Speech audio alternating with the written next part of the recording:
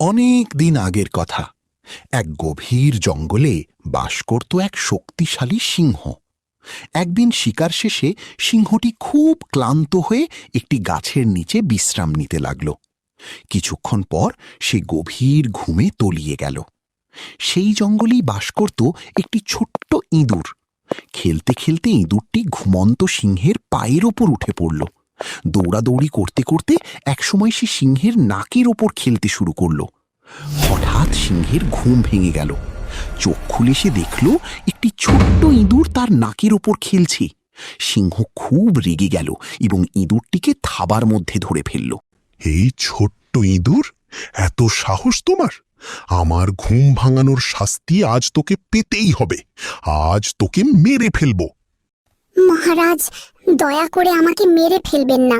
আমি ভুল করেছি, আমাকে ক্ষমা করে দিন। একদিন আমিও আপনার উপকার করব। আমি জঙ্গলের রাজা আর তুই আমার উপকার করবি? ঠিক আছে, আজ তোকে ছেড়ে দিলাম।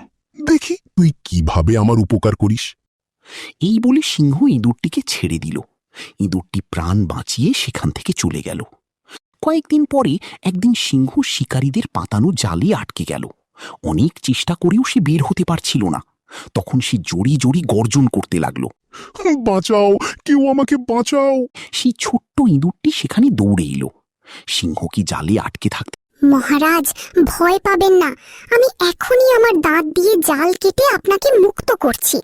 এরপর ইঁদুরটি নিজের ধারালো দাঁত দিয়ে জাল কাটতে শুরু করলো। কিছুক্ষণের মধ্যেই জাল কেটে সিংহকে মুক্ত করে দিল। তুমি আমার উপকারের প্রতিদান দিয়েছ।